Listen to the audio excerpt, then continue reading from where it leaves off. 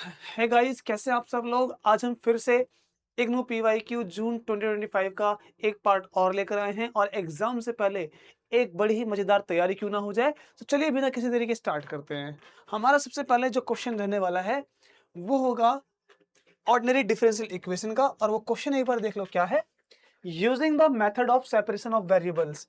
देखिए, हमने अभी तक जितने भी ऑर्डिनरी डिफरेंशियल इक्वेशन के क्वेश्चंस किए हैं उसमें ये वाला क्वेश्चन अब आपको देखने मिल रहा है, और इसलिए इसको बड़े ध्यान से देखो कैसे सॉल्व किया जाएगा।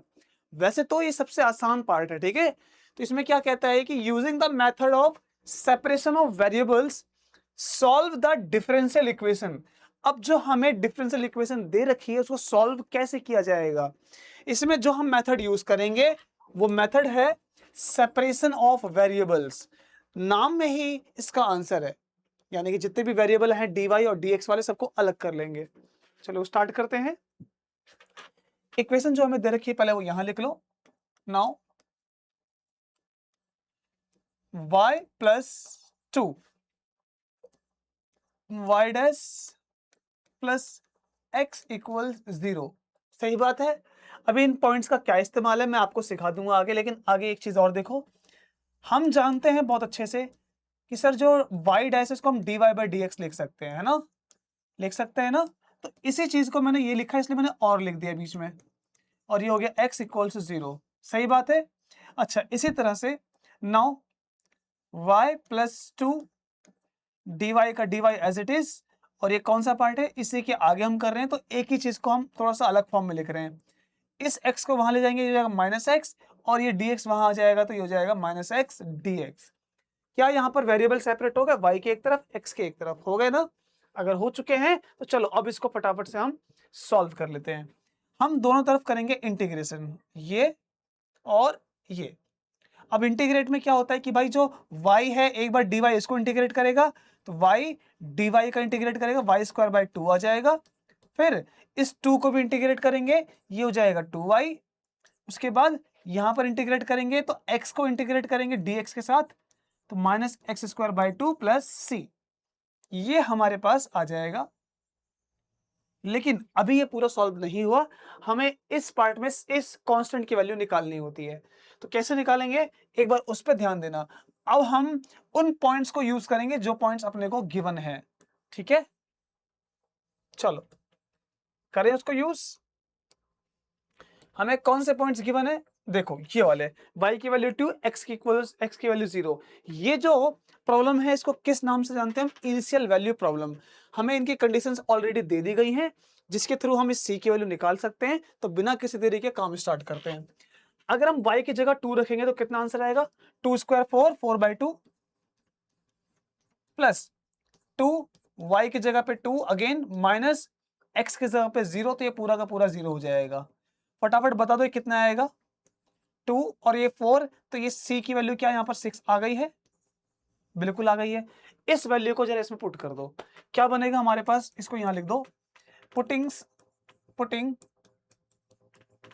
c equal 6 in equation number 1, ठीक है ना। हम चाहते तो इसको हम स्टैंडर्ड फॉर्म में लिख सकते थे 2 को हटाकर, बट अभी ऐसे ही लिख लो। देखो क्या आंसर आएगा, तो y स्क्वायर बाई 2 को y स्क्वायर, अब वैल्यू नहीं रखनी है, ठीक है ना। ये अब हमें जनरल इक्वेशन बनानी है। 2y equals minus x square by 2 as it is, plus में c की वैल्यू दैट इज 6। अगर आप इसको स्टैंडर्ड फॉर्म में बनाना चाहो तो 2 को यहां से हटा दो सबको। कैसे हटाएंगे, सब में पूरी इक्वेशन में 2 से मल्टीप्लाई कर लो। यहां 2 से मल्टीप्लाई करेंगे तो लिख लो, यहां पर यहां लिख लेते हैं multiplying by 2 on both sides, है ना। तो यहां 2 से करेंगे ये बन जाएगा वाई स्क्वायर, वहां पर बन जाएगा 4y, वहां 2 से करेंगे 2 से 2 डिवाइड एक्स स्क्वायर, और वहां करेंगे तो 12। ये आ जाएगी हमारे पास एक इसकी स्टैंडर्ड इक्वेशन जो हमें सॉल्व करना था। ये तरीके से करें या कैसे भी करें, ये जो सेपरेशन ऑफ वेरिएबल के क्वेश्चन ये आसान होते हैं बहुत। मैं सही कह रहा हूं ना। चलो अब एक नेक्स्ट क्वेश्चन को देखते हैं फटाफट से। अब इस क्वेश्चन को देखो जरा, ये पहले भी एक बार क्वेश्चन पूछा गया एग्जाम में, तो इसको थोड़ा सा इंपॉर्टेंस देते हुए ध्यान से समझ लो कैसे किया जाता है। वैसे तो इसके बेसिस पर मैंने आपको आई थिंक क्वेश्चन कराए हैं, ठीक है। वो क्वेश्चन मैंने कब कराए, जब मैं बुक के कुछ क्वेश्चन सॉल्व करा रहा था, लेकिन चलो दोबारा से देखेंगे अपन इसको कैसे करेंगे। अब ये क्वेश्चन बोलता है in an LCR circuit the variation of charge flowing with time. अब यहां पर चार्ज के अमाउंट में कंटिन्यू वेरिएशन आ रहा है जैसे जैसे टाइम बीत रहा है, और उसकी इक्वेशन हमें ये दे रखी है। ये कहता है solve this equation to determine q as a function of time, यानी हमें क्यू की वैल्यू निकालनी है, क्यू के लिए सॉल्व करना है। लेकिन ये हमारे पास सेकंड ऑर्डर डेरिवेटिव है, और साफ साफ देखा जाए तो ये डैम्पिंग भी है, यानी डैम्प्ड हार्मोनिक मोशन है ये। डैम्पिंग मुझे कैसे पता चला, चलो इसका एक तरीका बताता हूं मैं आपसे पूछता हूं कि सर देखिए, ये जो आर है ये इस पूरी इक्वेशन में क्या करेगा, एक रेजिस्टेंस पैदा करेगा। किसके लिए रेजिस्टेंस पैदा करेगा, ये रेजिस्टेंस पैदा करेगा फ्लो ऑफ चार्ज पे, हाँ कि ना। और जब फ्लो ऑफ चार्ज पे रेजिस्टेंस पैदा होगा तो आप सबको पता है कि रेजिस्टेंस यानी रुकावट का मतलब है डैम्पिंग होना, तो ये डैम्पिंग की इक्वेशन थी, ये रेजिस्टेंस के साथ हमें पता लग चुका है। ठीक है, चलो अगर ऐसा है तो मैं आपको सबसे पहले एक जनरल इक्वेशन लिख के दिखा रहा हूं, वो इक्वेशन बस मैं लिखूंगा और आप देखना, उसको मैं बाद में मैच करके बताऊंगा कैसी है। देखो, क्या आप सबको मैंने ये पढ़ाया है ना,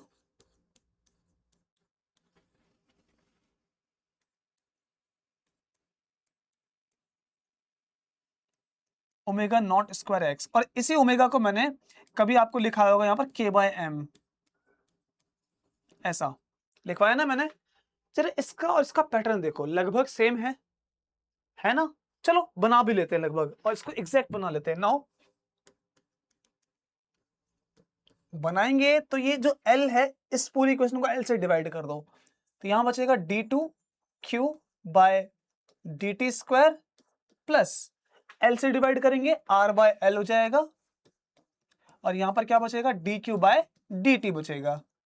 उसके बाद जब L से इसको डिवाइड करेंगे तो ये आ जाएगा q divided by LC equals 0 बनेगा ना। अब जरा मैच करके देख लो यार, यहाँ पर b बाय यानी कि b की जगह b बाय m की जगह क्या है, r बाय l है ना।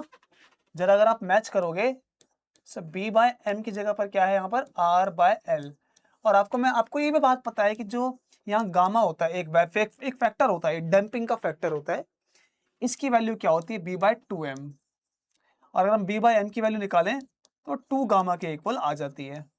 तो मोटे मोटे तौर पे बोलें तो ये जो r बाय एल की वैल्यू है वो 2 गामा से रिप्लेस कर सकते हैं अपन, और ऐसा क्यों कर रहे हैं, जस्ट फॉर सॉल्विंग इट। नहीं करना रिप्लेस तो मत करो, आपका आंसर तो भी आ जाएगा। रिप्लेस कर दोगे बस दिखने में आसान लगेगा, ठीक है ना, बाकी आंसर आ जाएगा। और यहां से इसको मैच करो, देखो ये फैक्टर x है तो वहां q है, क्योंकि यहां पर x वेरी करता है तो इस क्वेश्चन के अकॉर्डिंग q वेरी कर रहा है ना। और ओमेगा ओमेगा नॉट क्या है, ये है उसकी नेचुरल फ्रीक्वेंसी। इसको और उसको रिलेट करो तो क्या हम ये भी कह सकते हैं कि ओमेगा स्क्वायर यहां पर किसके इक्वल है, 1 बाय एल सी के, है नहीं, लिख सकते हैं। तो 1 बाय एल सी यानी क्यू के साथ में मल्टीप्लाई में 1 है, तो 1 बाय एल सी को हम ओमेगा स्क्वायर से रिप्लेस कर सकते हैं, तो थोड़ी सी स्टैंडर्ड फॉर्म में बन जाएगी। रिप्लेस करना जरूरी है क्या, बिल्कुल भी नहीं। रिप्लेस करो या मत करो तो भी आंसर आ जाएगा। तो चलो इसको करते हैं solve. This will be d2q divided by dt square plus r by L की जगह पे 2 gamma dq by dt plus, अब यहां लिख लो omega naught square q equals 0। सही है ना ये फॉर्म। अब इस फॉर्म के आने के बाद आप सबको पता होगा कि सेकंड ऑर्डर में अब क्या करना है। अगर हमें q की वैल्यू निकालनी है तो मैंने पढ़ाते वक्त सिखाया था कि ऐसे में इनका जो आंसर निकलता है इसको जब सॉल्व करते हैं तो ये एक जनरल सॉल्यूशन निकलता है, क्योंकि यहाँ इक्वल्स में 0 है। और जनरल सॉल्यूशन क्या होता है, तो आंसर है जिसको भी हम सॉल्व करें, लाइक क्यू को सॉल्व कर रहे हैं as a function of time, तो यहां होगा एम्पलीट्यूड या c1 e, ठीक है, उसका फर्स्ट रूट मल्टीप्लाई में टाइम, क्योंकि टाइम के साथ बदल रहा है, c2 e सेकंड उसका मल्टीप्लाई टाइम उसका सेकंड रूट। तो इसके रूट्स यहां क्या आते हैं, इस इक्वेशन के रूट्स आते हैं। रूट यानी आपको पता होगा कि एक्स वाई की वैल्यू, एक्स की फैक्टर ना, एक्स की वैल्यू वो हम यहां रखेंगे। और यहाँ पर x इधर कौन काम कर रहा है, q काम कर रहा है। रूट्स हमें निकालना आते हैं, बोले तो जब हमें कोई क्वाड्रेटिक इक्वेशन दी होती है उसके फैक्टर करना हमें अच्छे से आते हैं। अब इसके बाद हमें क्या स्टेप लेनी है ये हमने चैप्टर के वक्त सीखा होगा, लेकिन जिन मेरे साथियों ने नहीं सीखा है मैं सिखा देता हूं। यहां पर हम क्या कर रहे होते हैं, ध्यान से सुनिए। यहां पर हम ना एक अजम्पशन ले रहे होते हैं, अजम्पशन या अज्यूम। हम q को e m to the power e to the power m t ये हम अज्यूम कर रहे हैं। एक्सपोनेंशियल फंक्शन क्यों अज्यूम करते हैं, इसका एक कारण है जो मैंने पहले समझाया था। अभी लंबा समय जाएगा लेकिन फिर भी थोड़ा बहुत बता देता हूं। अगर हम यहां पर देखो ध्यान से, इस पूरे फंक्शन की या q की वैल्यू 0 कर देंगे तो ये पूरा पार्ट 0, ये पूरा पार्ट 0, ये पूरा पार्ट 0, है ना, हो जाएगा। अब आप सोचोगे सर यहां पर तो, बात मेरे ध्यान से सुनना सर, यहां पर तो ये सेकंड ऑर्डर डेरिवेटिव है, बिल्कुल है। यहां फर्स्ट ऑर्डर डेरिवेटिव है, बिल्कुल है। यहां पर सिंपल क्यू लिखा हुआ है, बिल्कुल लिखा है। मैं आपसे एक क्वेश्चन पूछता हूं, ऐसा कौन सा फंक्शन होता है जिसका डेरिवेटिव करो वो सेम आ जाए? तो आंसर है वो एक्सपोनेंशियल फैक्टर होता है कि नहीं? और ऐसे में अगर है तो जो q की वैल्यू आएगी वो dq बाई dt की भी आएगी, वो इसकी भी आएगी। बस थोड़ा बहुत फर्क हम देख लेंगे क्या आएगा, लेकिन सब में एक जैसी वैल्यू आएगी। और अगर हम उसमें q को 0 कर देंगे या इस फैक्टर को 0 कर देंगे तो पूरी इक्वेशन 0 बन जाएगी। और यहां पर सेटिस्फाई करता है कि 0 बननी चाहिए। तो हम ऐसे केस में अजम्पशन इसको क्यों लेते हैं, ताकि जो वैल्यू हम पुट अप करें वो सब के सब 0 एक साथ बन जाए। अगर आप कोई दूसरा फंक्शन लोगे ना, लाइक साइन को लिया, तो साइन का डेरिवेटिव कॉस होता है, कॉस एक्स होता है। वहां एक्स को 0 करोगे ना साइन में तो साइन 0 0 हो जाएगा, लेकिन कॉस एक्स में 0 करोगे तो कॉस 0 की वैल्यू 1 होती है। क्या वो 0 हो पाएगी? नहीं हो पाएगी। तो केवल एकमात्र यही हमारे पास ऑप्शन बचता है जिसको हम लेके सॉल्व करते हैं। अच्छा, इसका फर्स्ट डेरिवेटिव क्या होगा? Q dash. तो आंसर है m e to the power mt। अब बताओ e m t को, अगर e की पावर mt को 0 करोगे तो क्या ये 0 नहीं बनेगा? बिल्कुल बनेगा। अच्छा, इसका डबल डेरिवेटिव बता दो। अब इसको डबल डेरिवेटिव करेंगे तो e की पावर mt में अगेन देखो m तो रहेगा सेम, e की पावर mt भी रहेगा सेम, लेकिन फिर m और t को इसको सॉल्व करेंगे तो यहाँ पर एक और m आ जाएगा जो कि बन जाएगा m की पावर 2। तो 3 वैल्यू हमारे पास निकल के आई हैं, वो यहाँ पुट कर लेंगे तो देखो क्या बनता है। मैं इसको थोड़ा सा लॉन्ग इसलिए करा रहा हूं क्योंकि अगर आप में से किसी को नहीं पता होगा तो वो देख लेना। और ये इंपॉर्टेंट क्वेश्चन है, मैंने आपको पहले ही बोल दिया है क्योंकि 2 बार ऑलरेडी आ चुका है। अगर आ चुका है तो कैसे सॉल्व किया जाएगा, बहुत ध्यान से एक एक स्टेप सीखना विद रीजंस, मैं ऐसा क्यों कर रहा हूं या क्यों लिख रहा हूं। ठीक है, कोई भी चीज तुक्के में या अजम्पशन में मत सीख लेना, वो आपको नुकसान करेगी बाद में। ठीक है, मैं इस वाले साइड को चलो उधर ही रहने देते हैं, इसको हटा देता हूँ, यहाँ पर नीड पड़ सकती है अपने को लिखने की, है ना। देखिए अब जरा ध्यान से, अगर मैं इसको इक्वेशन 1 मान के पुट करूं ये वैल्यू, नाउ पुटिंग इन 1, तो क्या होगा? सेकंड ऑर्डर डेरिवेटिव की value m square a to the power mt plus 2 gamma same dq by dt, यानी फर्स्ट डेरिवेटिव क्या है m e to the power mt plus ये रहा प्लस ओमेगा स्क्वायर का ओमेगा स्क्वायर, q की value कितनी है e to the power mt equals 0। अब यहां तीनों में से इधर, इधर और इधर, ये तीनों में से e to the power mt को कॉमन ले लो। अगर कॉमन लेंगे तो अंदर क्या बचेगा, यहां पर m स्क्वायर, वहां पर क्या बचेगा 2 2 गामा m, यहां क्या बचेगा omega square plus omega square, सही है ना, इक्वल्स में 0। और जब हम e की पावर mt को वहां भेजेंगे तो ये भी फैक्टर 0 बन जाएगा। और अगर ऐसा है तो मेरे साथियों बड़े ध्यान से देखो, ये चीज क्या निकल के आई, ये एक क्वाड्रेटिक इक्वेशन निकल के आई है। इसके थ्रू हम इसके रूट्स निकालेंगे और जो जनरल इक्वेशन मैंने बनाई थी वो क्या थी मैं लिख देता हूं एक बार, और हम इसकी वैल्यू को यहां इस बॉक्स में पुट करेंगे and that will be our solution, right ना। इस बॉक्स में हम पुट करेंगे, तो इसके रूट्स निकाल दें। चलो निकाल देते हैं रूट्स इसके, है ना। ओके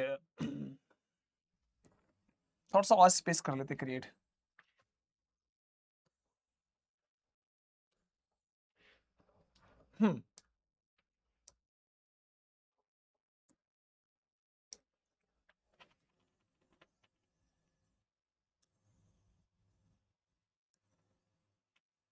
ओके ये जगह बन चुकी है।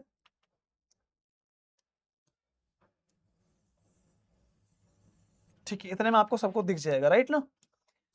हाँ, इसकी वैल्यू क्वाड्रेटिक इक्वेशन के फैक्टर से निकाल लो। क्या होता है formula, x equals minus b plus minus root b square minus 4ac divide में 2a। हाँ कि ना, यही हमें यहाँ करना है। और x की जगह पे क्या आएगा, m। m की वैल्यू कितनी आएगी भाई, आप बोलोगे तो वहां से माइनस बी यानी कि minus 2 gamma plus minus root b square यानी कि 2 गामा का square 4 gamma square minus 4 into में यहां पर a की वैल्यू 1, m मत बोलना, m तो वेरिएबल है, इंटू में c कितना है, ओमेगा नॉट स्क्वायर। ठीक है, डिवाइड में 2 इंटू 1। जरा फटाफट अब बोल दो क्या वैल्यू आ गई। आप बोलेंगे सर माइनस, इसका पहला रूट आएगा -2 गामा, और यहां से हम 2 कॉमन ले सकते हैं भाई, बोलो 4 और 4 यहां पर भी है, तो 2 बाहर आ जाएगा इसके, तो यहां पर भी 2 आ जाएगा, है ना। अंदर क्या बचेगा, gamma square minus omega naught square divide में 2। और अगर हम यहां से कॉमन, यहां से दोनों में से 2 कॉमन लेंगे, 2 से 2 कट जाएगा, तो m की वैल्यू अभी जनरल अभी निकाल रहे हैं। ठीक है, जनरल। अब इसके दोनों फैक्टर बता दो। पहला फैक्टर आ रहा है माइनस गामा प्लस रूट में गामा स्क्वायर माइनस में ओमेगा नॉट स्क्वायर, हाँ कि ना।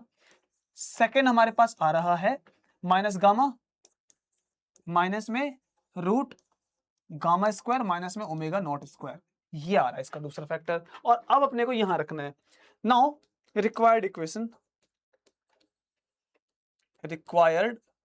इक्वेशन और solution is q as of t equals c1 e to the power first root and first root is minus gamma plus root, इसको bracket में लेके चल लो क्योंकि हमें टी भी मल्टीप्लाई करना है, gamma square minus omega naught square multiply में टी, उसके आगे प्लस c2e ब्रैकेट में minus gamma again minus gamma square minus omega naught square bracket में T. This is our required solution. आप बोलेंगे सर ये बहुत लॉन्ग पड़ गया, एग्जैक्टली असल में मैं ये पार्ट नहीं करता, ठीक है ना, क्योंकि अगर आपको मुझे समझाना नहीं होता, समझाना था इसलिए मैंने इसको इतना पार्ट किया, अदरवाइज मैं ना ये करता, डायरेक्ट मैं इक्वेशन लिखता, कौन सी वाली, ये वाली इक्वेशन, फिर इसको मैं डायरेक्ट सॉल्व करके रूट्स निकाल के वैल्यू पुट कर देता। हमें इसको, मुझे आपको समझाना था, दिखाना था कैसे बनती कैसे नहीं, वो हमने इसलिए किया। लेकिन ये क्वेश्चन आ चुका है पहले भी, इंपॉर्टेंट कर लेना नोट, ठीक है ना। चलो नेक्स्ट बढ़ते हैं आगे। अब देखो यहां है फाइंडिंग टॉर्क, अपने को टॉर्क निकालना है। Determine the torque about the point, यानी कि एक पॉइंट है, कितनी वैल्यू इसकी, -1 0 1, ड्यू टू अ फोर्स, एक फोर्स लग रही है, बीइंग एक्सर्टेड, अब एक पॉइंट पर और फोर्स लग रही है, ये एक सेकंड पॉइंट है, let's say this is A this is b 4 1 -2, तो यहां से यहाँ एक फोर्स लग रही है, उस फोर्स की वैल्यू अपने को दे रखी है, तो हमें टॉर्क निकालना है। तो टॉर्क का फॉर्मूला क्या होता है, चलो फटाफट लिख दो, और ये फॉर्मूला बेस्ड डायरेक्ट क्वेश्चन, इसमें कोई ज्यादा खिचड़ी नहीं पकानी है, तो डायरेक्ट कर लो। ये आ जाएगा torque equals r cross F, सही है। मेरे को फटाफट बता दो आर क्या होता है, यहां निकालो। सर आर होता है पोजीशन वेक्टर, जिसको हम लिखते हैं एक्स आई प्लस वाई जे प्लस जेड के, ये लिखते हैं ना। अब मुझे फटाफट बता दो एक्स कितना होगा, तो हम इसके साथ कोऑर्डिनेट कैसे निकालेंगे, तो हम करेंगे सर x2 माइनस x1, हाँ 4 -1 तो प्लस हो जाएगा, तो ये आ जाएगा r vector equals to 5 i cap plus या माइनस बाद में देखते हैं, ये 1 -0 1 1 होता है, और 1 को नहीं लिखेंगे, केवल j कैप, z में -2 -1 तो -3 के कैप, -3 के कैप, है ना, ये आएगा, ये x1 है, ये x2 -2 -1 तो -3 k कैप। ये आ गई हमारे पास r की वैल्यू, जो हम इसको यहाँ पुट करेंगे, -5 i cap plus j -3 k cap cross product with f, और फोर्स वेक्टर हमें दे रखा है, ये कितना आएगा i cap plus 4 j cap minus में k कैप। इसको फटाफट सॉल्व करके बताओ क्या आंसर आएगा, और ये आना चाहिए, ठीक है, आपको सॉल्व करना आना चाहिए, अदरवाइज मैं एक कर भी देता हूं। इसको सॉल्व करने के लिए क्या करते हैं अपन, डिटरमिनेंट बनाते हैं ना। i j k, i की वैल्यू कितनी है, -5 1 -3 फिर 1, ये 4 है और ये माइनस का 1। i के लिए सॉल्व करेंगे तो कितना आएगा, सो इक्वल्स टू में 4i वेक्टर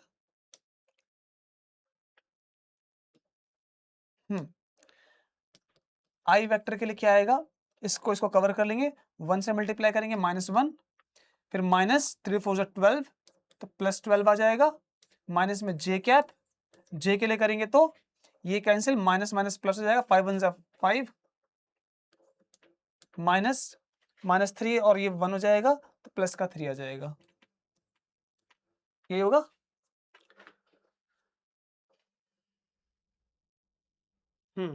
माइनस से मल्टीप्लाई करेंगे +5 आ जाएगा, फिर रखेंगे माइनस -3 × 1 +3 फिर प्लस में k कैप, वो कितना आएगा, इसको कवर कर लो तो ये आ जाएगा -20 -1, निकालो वैल्यू फटाफट से कितनी आती है, इसकी वैल्यू फटाफट निकाल के बताओ। चलो कर लिया होगा सॉल्व आप सबने। अच्छा एक छोटी सी मिस्टेक देख लो जरा, यहाँ पर हमारे पास +5 है और इसको -5 लिया है, इसलिए हमें इसको करेक्शन करनी पड़ेगी, है ना। करेक्शन कर लो तो कितना आ जाएगा, यहाँ पर आ जाओ जरा, जे वाले से स्टार्ट कर लो करेक्शन, इधर से कितना आ जाएगा बता दो, -5, ठीक है, और ठीक है वहां पर आ जाएगा +20, 5 1 5, ठीक है।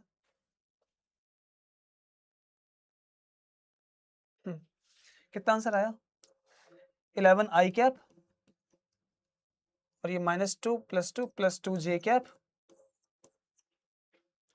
और +19 k कैप, तो क्या ये टॉर्क आ चुका है, एग्जैक्टली इसको सबने सॉल्व भी कर लिया होगा, यही आंसर है, अगर यही तो थम्स अप कर दो, आगे बढ़ते हैं, ठीक है। चलो नेक्स्ट, अब ये क्वेश्चन भी पहले आ चुका है, एक बार आ चुका है ना, अब ये दोबारा करने जा रहे हैं तो मार्क इट इंपॉर्टेंट, इसको इंपॉर्टेंट मार्क कर लो और एग्जाम के लिए अच्छी प्रिपरेशन हो जाएगी। So two mutually perpendicular harmonic oscillations of same frequency पर डिफरेंट एम्पलीट्यूड्स, तो हम इस बात को मार्क कर लेते हैं कि क्या क्या कहानी है इसमें। इसने बोला भाई सब सेम फ्रीक्वेंसी है और म्यूचुअली परपेंडिकुलर हार्मोनिक है, बट उनका एम्पलीट्यूड डिफरेंट है एंड आर्बिट्ररी फेज है, ठीक है, ओके, और सुपरपोज करते हैं एक दूसरे को, obtain the equation of resultant motion. तो हमें इसमें इक्वेशन बनानी है, दोनों को मिलके क्या बनेगी, अब इक्वेशन बनानी है तो चलो फिर बिना देरी के स्टार्ट करते हैं इसको। अब सबसे पहले हम लेट कर लेते हैं, हमें पता नहीं कि उनका कितनी क्या इक्वेशन है जनरली, तो हमने मान लिया x equals to a cos omega T plus phi. अब जरा ध्यान से इसको नोट करो, आपने इसने बोला कि डिफरेंट एम्पलीट्यूड है ना, इसको हमने a माना, अच्छा फ्रीक्वेंसी सेम है, फेज डिफरेंस हमारे पास आर्बिट्ररी है, तो फाई 1 या फाई 2 कर लो, या फिर इसको अलग से लिख लो, एक इसका एम्पलीट्यूड b कर लो, कॉस की जगह पर साइन, और इसमें ओमेगा टी, इसका एम्पलीट्यूड फेज हमने 0 मान लिया ताकि इक्वेशन आसान बन जाए। अब हम जब इसकी इक्वेशन ऑफ मोशन पता करेंगे तो टाइम का पैरामीटर हटाना पड़ेगा, बिकॉज टाइम जो है वो एक इंडिपेंडेंट वेरिएबल है, इसीलिए इसीलिए नाउ साइन ओमेगा टी, इसकी वैल्यू फटाफट बता दो क्या आएगी, आप बोलेंगे सर y/b आएगी, आएगी ना, अगर ऐसा है तो उसमें कॉस आने वाली वैल्यू क्या आएगी, कॉस की वैल्यू क्या ये हो जाएगी 1 - y² हो जाएगी कि नहीं, हो जाएगी ना, क्यों, कौन से आइडेंटिटी यूज करी है, यहां पर हमने आइडेंटिटी लगाई है sin square x plus cos square x equals to 1 वाली, और कॉस की वैल्यू निकालेंगे तो ये आ जाएगी, देयरफॉर पहली वाली को देख लो, तो क्या ऐसे लिख सकते हैं इसको कि x इक्वल्स a, कॉस की वैल्यू डायरेक्ट ना लिखने के बजाय पहले ओपन कर लो फॉर्मूला। क्या फॉर्मूला हम लिख सकते हैं यहाँ पर?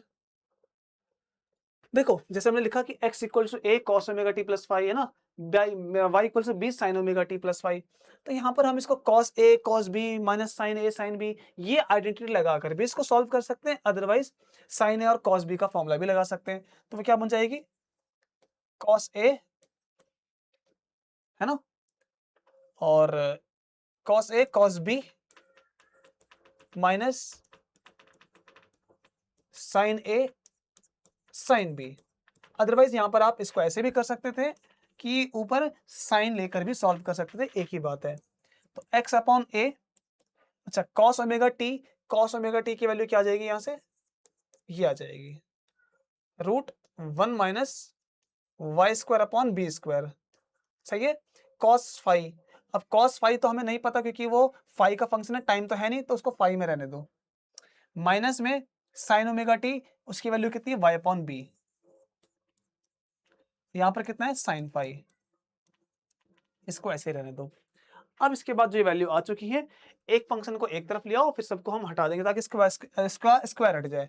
तो ये बन सकती है नाउ, क्या हम इसको ये भी लिख सकते हैं ना कि x upon A plus Y वाले को एक तरफ लेकर आ जाओ, that will be y upon B sine five. और यहाँ क्या बचेगा? रूट में 1 minus Y square upon B square sine five. Sine five भाई रूट में नहीं है, ठीक है ना, ये बात याद रखना। अब थोड़ा सॉल्व कर लेते हैं इसको इधर की तरफ, ठीक है ना, इधर की तरफ आ जाओ आगे। इधर की तरफ तो हम स्क्वायर स्क्वायर कर देंगे, तो क्या ऐसा बन जाएगा? x upon A plus Y upon B sine five का होल स्क्वायर, और वहां स्क्वायर करेंगे तो क्या होगा? वो रूट से हट जाएगा, तो अपने को ये मिल जाएगा 1 minus Y square upon B square sine square five. ठीक है, दोनों का स्क्वायर। इसको ओपन कर लेते हैं, a प्लस बी का होल स्क्वायर, तो A square plus 2ab that is 2a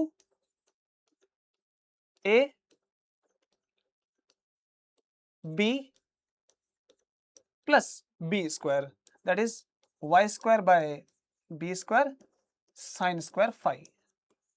हाँ कि ना, ये बन जाएगा अपने पास बिल्कुल। अब उसके बाद क्या होगा? स्पेस क्रिएट कर लेते हैं थोड़ा सा।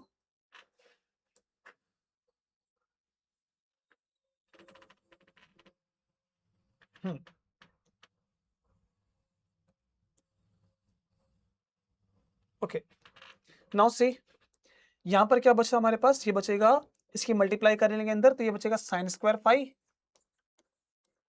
Minus Y square upon B square sine square five. सही है ना? देखो ये प्लस है, ये माइनस है, एक तरफ आएगा ऐड हो जाएगा, तो इन सबको एक तरफ लेकर आ जाते हैं। तो इसका हमें रिजल्टेंट इक्वेशन क्या मिल जाएगी? चलो फटाफट लिख दो। ये बनेगी X square upon A square, मैं यहां लिख रहा हूं, ठीक है, प्लस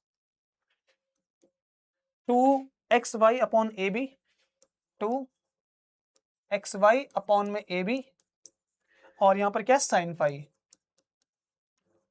ठीक है, प्लस ये माइनस वाला इधर आएगा, तो दोनों ऐड हो जाएंगे, तो क्या बन जाएगा?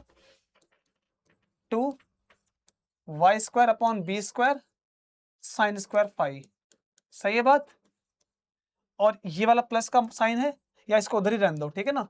तो ये हमारे पास आ जाएगी एक रिक्वायर्ड इक्वेशन जो हमें चाहिए थी, जिसमें हमें टाइम का फंक्शन इंडिपेंडेंट कर दिया है। जो ये क्वेश्चन बोला था, ऑब्टेन द रिजल्टेंट मोशन, है ना। तो ये इस तरह से बनती हैं, और आपने इसको अच्छे से नोट किया हो तो ठीक है। अगर किसी को यहाँ साइन रख के ट्राई करना हो तो कर लेना, फिर वहां पर साइन की आइडेंटिटी ओपन कर लेना। साइन ए प्लस बी की वो क्या बनती है? Sign A cos B plus cos A sine B, जो हमने कॉस की यहाँ लगाई है। मैं लिख देता हूँ दोनों फॉर्मूले, ठीक है। साइन ए प्लस बी की आइडेंटिटी क्या होती है? तो आंसर है sign A cos B plus cos A sine B, ठीक है ना। इसी तरह से कॉस ए प्लस बी की आइडेंटिटी क्या होती है? फटाफट बता दो। Cos A cos B minus में साइन ए साइन बी, क्या ये उसकी आइडेंटिटी होती है ना? यस, तो ये दोनों आइडेंटिटी हमें यहाँ लगानी है। साइन रखोगे तो वो लगा देना, कॉस रखोगे तो ये लगा देना। चलो आगे बढ़े क्या? अब नेक्स्ट क्वेश्चन थर्ड का बी है हमारे पास। Explain the concept of a phase. एक फेज क्या होता है, थोड़ा सा मैं इसको डिफाइन करता हूं, चलो समझाता हूं मैं क्या होता है। देखो आपने ये चीज देखी होगी कि अगर एक पार्टिकल सर्कुलर मोशन में घूम रहा है, लेट्स वी से कि ये वो पार्टिकल है ना, और इस पार्टिकल की कुछ कैरेक्टरिस्टिक हम ड्रॉ कर लेते हैं। जैसे कि सबसे पहले सर्कल की ये जो पार्ट है इसको हमने ड्रॉ कर लिया, है ना, ये उसकी रेडियस बन जाएगी आर, फाइन। फिर पार्टिकल जो है वो घूमता हुआ इधर पॉइंट पे आया, let's say this is A, this is B, this is arbitrary point C, वो यहां आया डी, वो इधर आया ई, तो इस तरह से वो सर्कल पे कंटिन्यू घूम रहा है। अब अगर वो घूम रहा है तो मैंने आपसे एक बात पूछी कि देखिए ए से बी आने पर उसने कितना एंगुलर डिस्प्लेसमेंट कवर किया, तो आप बोलेंगे सर कुछ तो किया होगा, 45 डिग्री 30 डिग्री कुछ तो किया होगा ना, बिल्कुल किया होगा। अब मैंने इसी के साथ मैंने एक पार्टिकल को एसोसिएट कर दिया, उसके फुट ऑफ परपेंडिकुलर एक पार्टिकल को यहां मैंने बांध दिया, ठीक है ना, यहां पर फुट ऑफ परपेंडिकुलर। अगर बी जो है, अगर समझना बात को, अगर बी यहां और यहां आएगा तो जो पार्टिकल हमारे पास है, ये पार्टिकल पी था तो ये पार्टिकल क्यू है, क्यू कहां पर आएगा, जस्ट इसके सामने इधर। और ये अगर बी यहां आया तो क्यू कहां आएगा, यहां पर आएगा, आएगा ना। तो यहां पर अगर आप ध्यान से देखो, ये पी पार्टिकल अगर सर्कल में घूमेगा तो जिसके साथ क्यू एसोसिएट है उसके साथ क्या होगा, सोचो बी अगर यहां आ गया, है ना, बी वाला पार्टिकल अगर जैसे बी से वो इस पॉइंट पर आ गया पी, तो क्यू कहां पर होगा, यहां पर। और बी अगर यहां आ जाएगा यानी पार्टिकल पी यहां आएगा तो क्यू यहां पर आ जाएगा।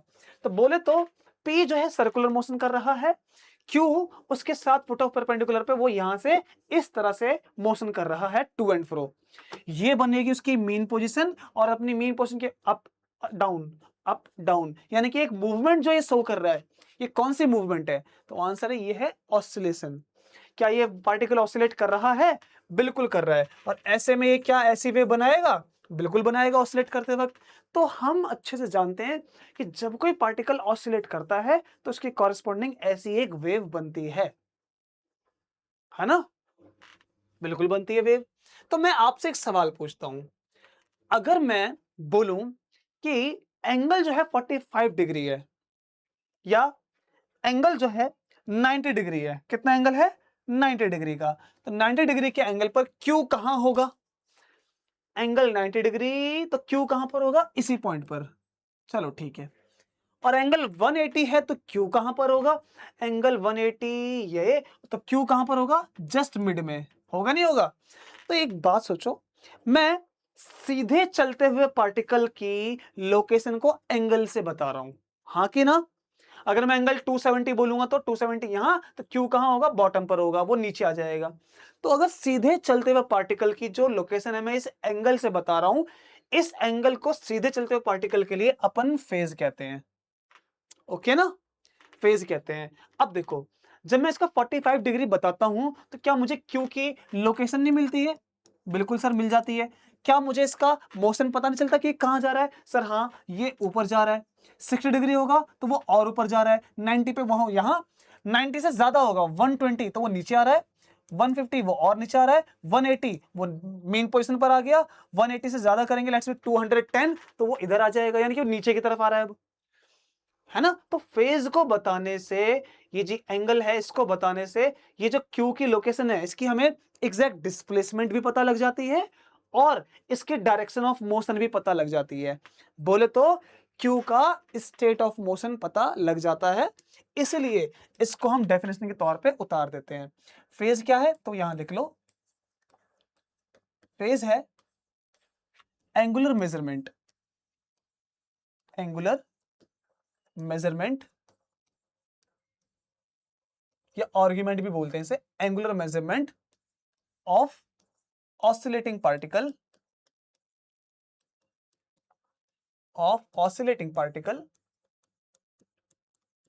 which specifies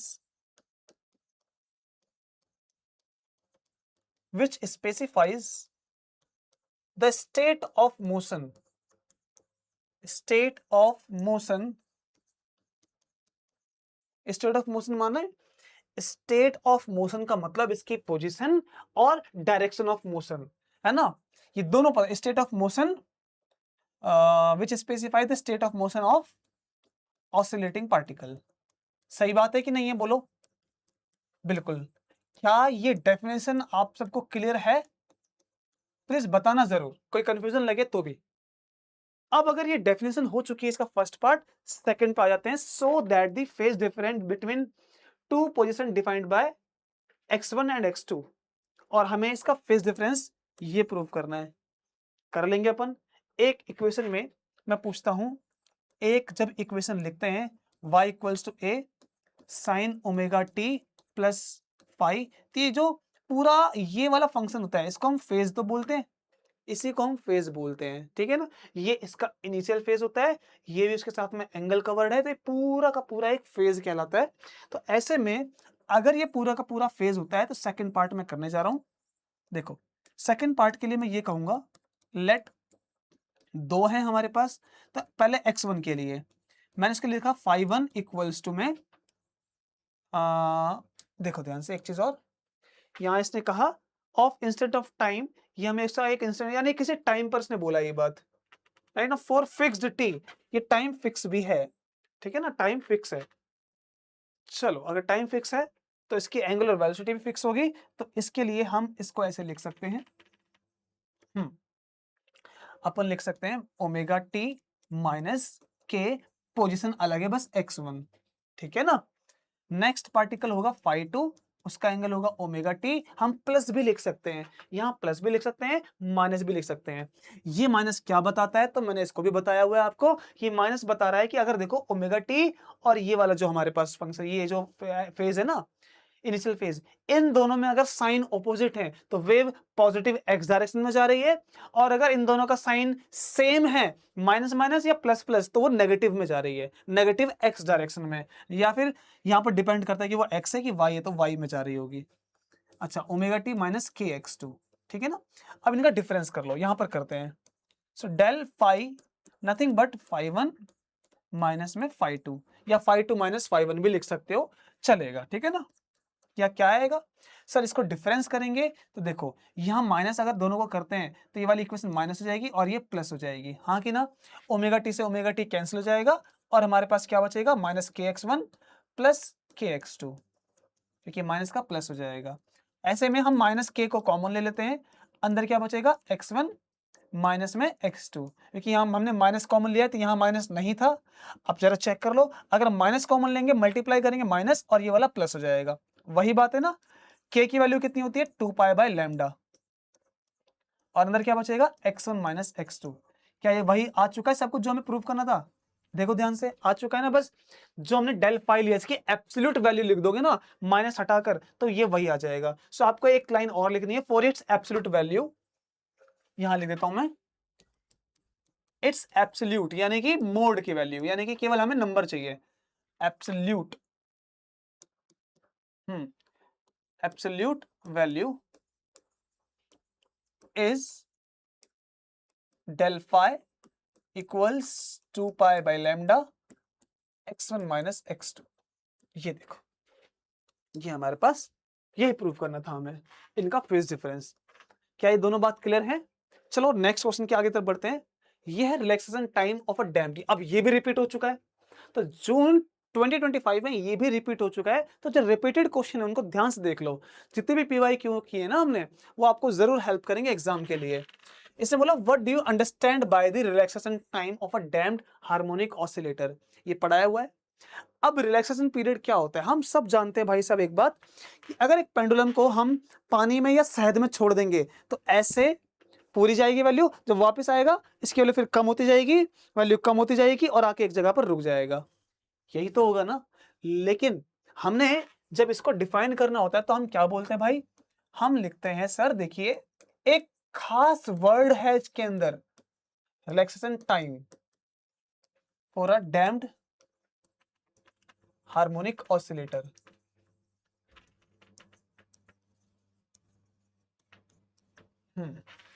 इसमें एक खास वर्डिंग है जो अपने को समझनी है वो कौन सी है। तो हम बोलते हैं इट इज टाइम इंटरवल और time taken, it is time taken by A damped harmonic oscillator,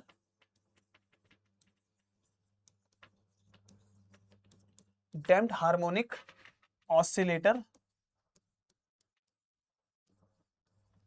ठीक है, ये एक डैम्प्ड हार्मोनिक ऑसिलेटर लिया हुआ टाइम है for what, for decay, for decay of its energy, क्योंकि इसकी एनर्जी डीके हो रही है, या और amplitude, for decay of its amplitude, इसका एम्पलीट्यूड डीके होता है। तो हम इस पीरियड को कब तक, कहां से कहां तक मानते हैं, इनिशियल वैल्यू से of its amplitude to initial value से इस वैल्यू तक, यानी कि जब वो शुरू हुआ, जब तक उसकी अप्रोक्स 37% वैल्यू ना घट जाए तब तक ये टाइम हम नहीं मानते हैं। तो इनिशियल वैल्यू से 37% तक ये वो टाइम होता है। सो ये जो वेक्टर है इसको हम 36.8% बोलते हैं ना, of its initial value.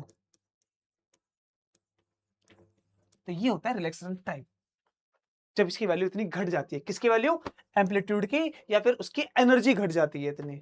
Okay ना, तो ये टाइम टेकन है, किसने लिया, इसने लिया। किस चीज के लिए, डीके के लिए, कम होने के लिए। किसके कम होने के लिए, एम्पलीट्यूड या फिर एनर्जी के कम होने के लिए। कहां तक कम होगी भाई, टाइम बताना ना, टाइम, इसका टाइम इंटरवल कहां से कहां तक होगा, इनिशियल वैल्यू से, और it's initial value, initial value, initial value से 37% यानी 1/e तक। ओके ना। अब ये एक्सपोनेंशियल में क्यों होता है, देखो ये डायरेक्ट नहीं खत्म होता कि स्टार्ट हुआ खत्म, नहीं, ये धीरे धीरे धीरे करके खत्म होता है। ठीक है ना, पहले ज्यादा खत्म हुआ, फिर खत्म हुआ और ज्यादा, मतलब पहले एकदम से ज्यादा खत्म हो जाएगा स्टार्टिंग में, फिर कम खत्म होगा, फिर उससे भी कम खत्म होगा, फिर उससे भी कम खत्म होगा, यानी एम्पलीट्यूड एक बार में जीरो नहीं होता। पहले के कुछ सेकंड में ही ज्यादा खत्म हो जाएगी एम्पलीट्यूड, फिर कुछ सेकंड में जो अगला सेकंड आएगा ना उसमें कुछ एम्पलीट्यूड खत्म होगा, फिर अगले सेकंड में कुछ और कम तो होगा खत्म। तो इस तरह से धीरे धीरे करके चलता है। अच्छा, नेक्स्ट क्या है, हमें इसका टाइम भी निकालना है, तो चलो निकालते हैं। हाँ, रिलैक्सेशन टाइम का फॉर्मूला। नाउ इसका जो फॉर्मूला है वो होता है इसकी इनिशियल वैल्यू, और ये एक्सपोनेंशियल में खत्म होता है, सो t/2 टाउ, ये इसका फॉर्मूला होता है। ठीक है, इसका फॉर्मूला लिख लो चाहे तो, ये आएगा एग्जाम में, और ये आएगा तो यही आपको इसका फॉर्मूला लिखना भी होता है, एक्सपोनेंशियल में t/2 टाउ। ये कैसे बना, अभी हमारे पास टाइम नहीं है करने के लिए, बट फिर भी ये फॉर्मूले के थ्रू आप इसको कैलकुलेट कर लो। ओके ना, चलो, सॉरी, यहां पर होता है इसका मैक्सिमम एम्पलीट्यूड। ये तो बताओ हमें क्या क्या चीजें given, amplitude decrease from 4 to 2 centimetre. तो ये कैसे कंप्लीट होता है भाई, यहाँ पर 4 इक्वल्स टू 2 सेंटीमीटर, इसका एक्सपोनेंशियल पावर टाइम कितना है 20, ये आ जाएगा 2 टाउ, डिवाइड करेंगे दिस विल बी 10। हाँ कि ना, हो जाएगा ना। अब इस 2 को भी डिवाइड में लाएंगे तो यहाँ पर बचेगा 2, तो पूरी इक्वेशन में यहाँ क्या बचा, 2 equals e to the power -10 divided by tau, और ये टाउ निकालना है अपने को। अब इसको निकालने के लिए क्या करेंगे हम, तो सुनो, हमने जो गड़बड़ी करी की वैल्यू में रखने कर दी हमने, क्योंकि हमें साफ साफ इस फॉर्मूले में दिख भी रहा है कि फाइनल एम्पलीट्यूड है, तो वो कहां से कहां तक गया, 2 सेंटीमीटर पर आया, 4 से डिवाइड करेंगे, यहाँ 1/2 आना चाहिए, और वहां पर भी ठीक कर लो, दिस इज 1/2।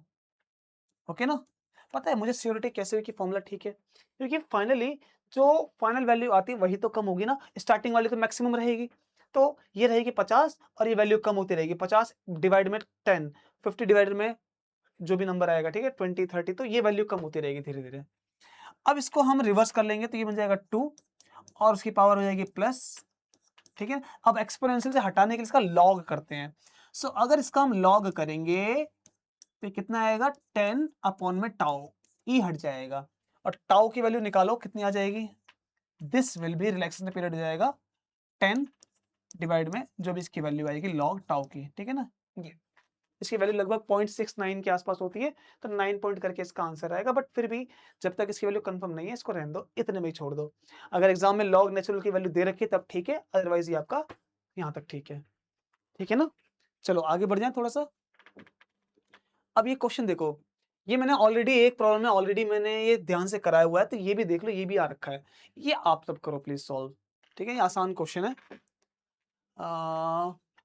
ये भी मैंने कराया क्वेश्चन, एक वर्टिकल सर्कुलर मोशन मान लो, ये वाला भी, ये भी आसान था जब हमने किया था इसको भी आप प्लीज सॉल्व करिए, ठीक है ना।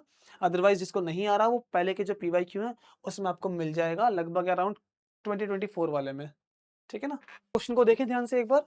तो ये पोटेंशियल एनर्जी का क्वेश्चन है। The potential energy function of a body is ux, what is the force acting on the body, इस पर कितनी फोर्स लग रही है हमें वो चीज बतानी है इसका यूज करके।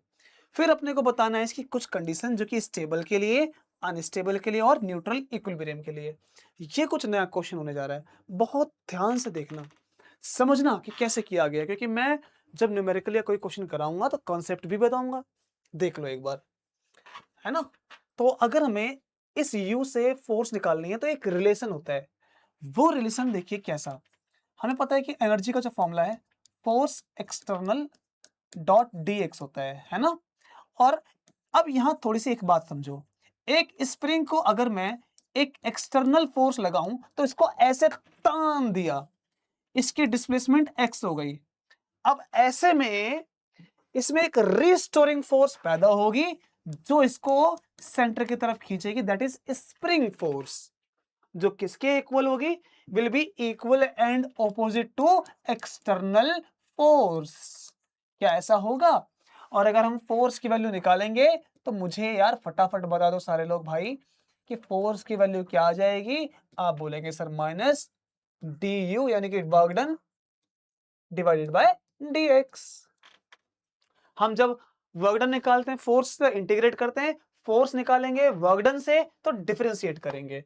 हमारे पास क्या दे रखा है, ये दे रखा माइनस हाफ के एक्स स्क्वायर और हमें इसका डी बाई डी एक्स करना है, D by D x. So minus half और के तो बाहर आ जाएगा, इसको डिफरेंशिएट करोगे आ जाएगा 2x, 2 से 2 काट लो। अब आपको पता है कि फोर्स तो यही आती है कि नहीं, reverse function, just a reverse function. लेकिन condition for stable, unstable and neutral equilibrium बताना है। ओके, बात को ध्यान से समझना है आपको कि ऐसी कंडीशन जब बताते हैं तो कैसे बताते हैं। एक ग्राफ देखो, एक ग्राफ को बहुत अच्छे से समझना।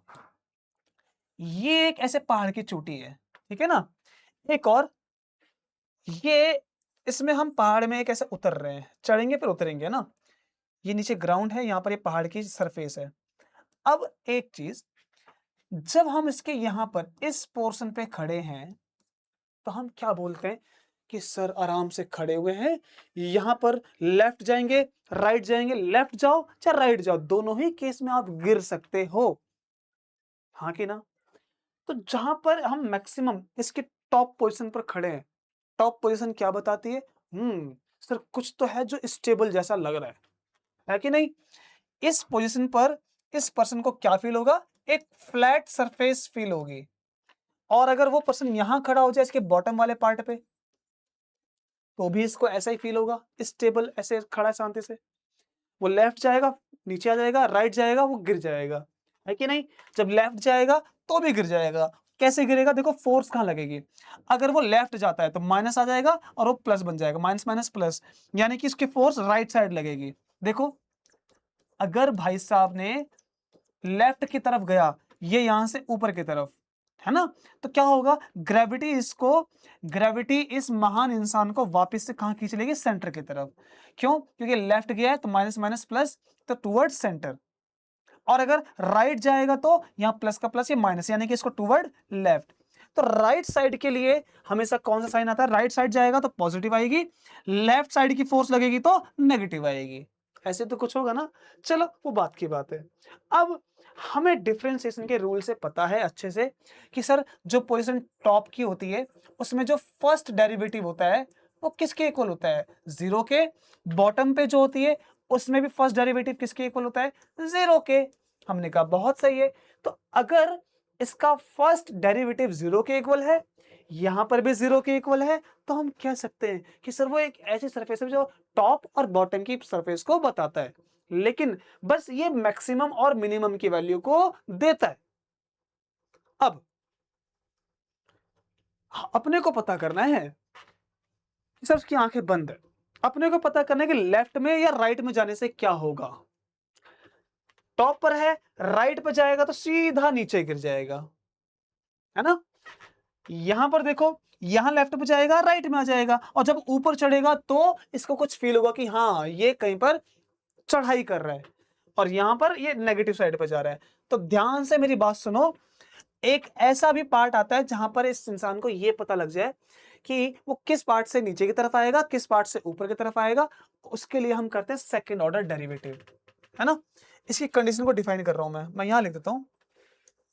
अगर उसका सेकंड ऑर्डर डेरिवेटिव जो भी निकालेंगे, वो अगर वैल्यू, उसकी वैल्यू यानी मोड, उसका जो भी न्यूमेरिकल वैल्यू वो पॉजिटिव अगर आई, यानी 0 से ज्यादा आई, 0 से ज्यादा आने का मतलब कि वो ऊपर की तरफ चढ़ रहा है, तो वो बॉटम पर है इधर।